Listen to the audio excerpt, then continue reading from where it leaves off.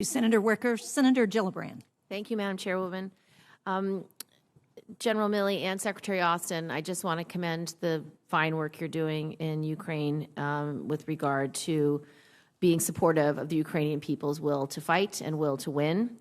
I went with a delegation with Senator Ernst just a few weeks ago, and we were able to meet with the 82nd Airborne as well as our troops in Poland, as well as troops that are doing exercises in Germany. And I can say it was extremely inspiring and something I think that you should be very proud of.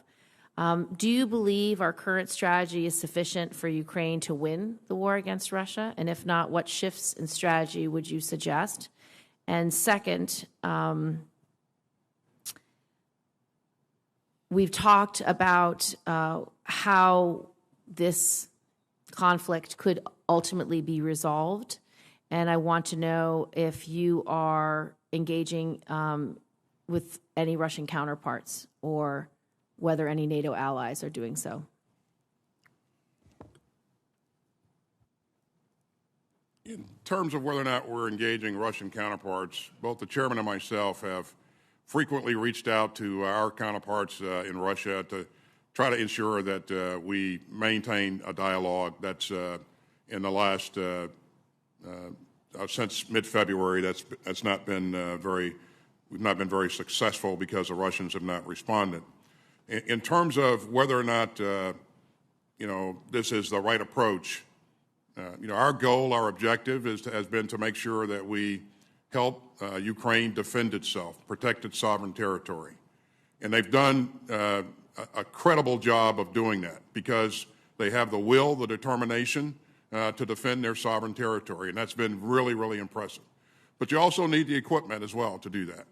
And so we've provided them those anti-armor and anti-aircraft and weapons and also the UAVs that have been really somewhat decisive, for lack of a better term, in a number of these fights. Putin thought that he could very rapidly take over the country of Ukraine, very rapidly capture the capital city. He was wrong. And he was wrong in part because he made a number of bad assumptions, but also in part because of the stiffness of resistance that he encountered. I think Putin has given up on that on his efforts to capture the capital city. He is now focused on the south and east of the country. And our goal is to make sure that we give the Ukrainians everything that they need and that we can possibly get to them as fast as we can get it to them. And we're pushing it very, very quickly so that they can be successful in that fight as well. And that'll be our focus going forward. General Milley?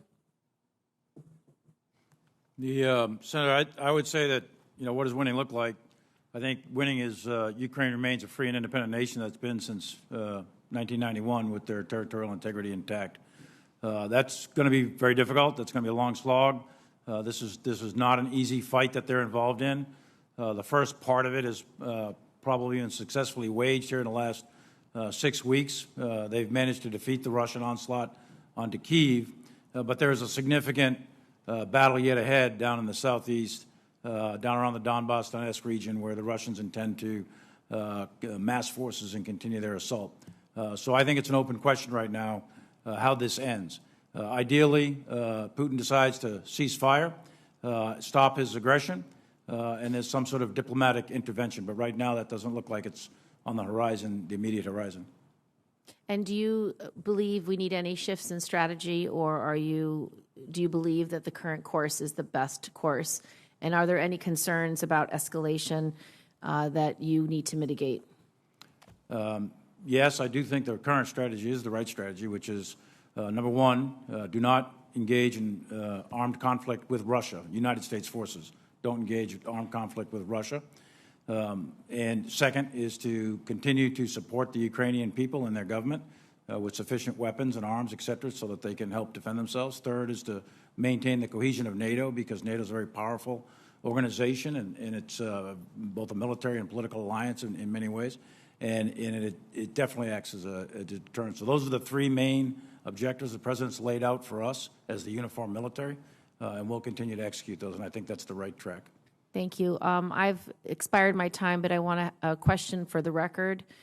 Secretary Austin, the People's Republic of China have rapidly advanced their cyber and information warfare capabilities, and Russia's ongoing cyber attacks against Ukraine are an indication of how this dimension of warfare is bound to become more complex. What are some broad strategies and approaches that we should be considering to recruit more civilians and uniformed personnel to improve our cyber readiness? And you can either do a short answer now or submit your answer for the record, your choice.